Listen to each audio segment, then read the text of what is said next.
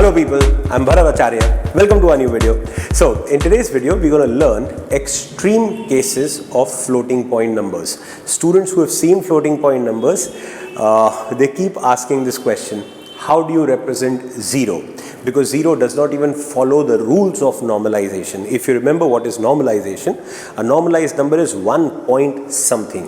But in a 0, there is no 1. Then how do you represent 0? How do you represent infinity? What is nan?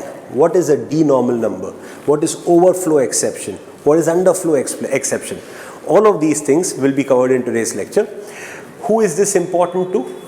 Anyone learning COA or 8086, primarily COA.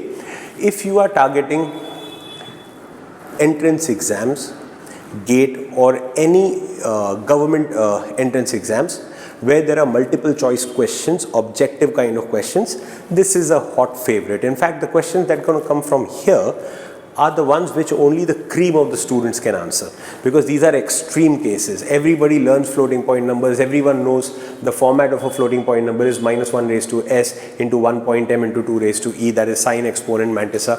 Put them together and you got your floating point number. The next level after that is to do conversions. Yes, people do it. Those come as 10-mark questions. Great. But to reach to this point is where the university or the examiner tests how well have you understood the concept of floating point numbers. What happens when you go to higher values?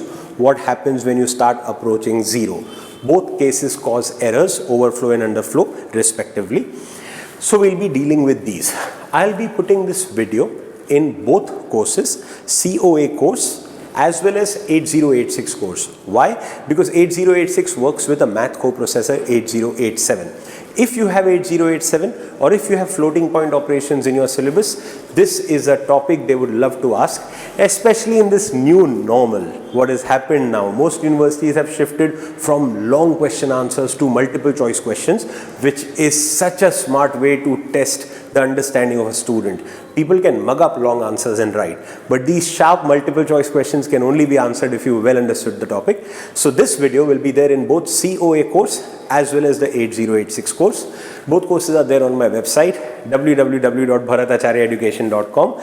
Come on my website, register yourself as a user. There is a very small fee which has to be so that this whole operation is viable for us. The fees are 1199, 1200 rupees basically. Once you make the payment, immediately you can start watching the videos. Like I said, this will be there in both COA course and 8086 course. Both courses have umpteen number of videos depending upon whatever topics are there in your syllabus. Watch them. Enjoy learning. These are wonderful subjects. Give it the right time. Learn them properly. They lay your foundation for many more subjects to come. Like what you learn over here will not only help you in this topic. I don't know how well you've learned C programming, but even in C programming there is a function isNan where you check whether a number is valid or not. Again, applies to floating point numbers.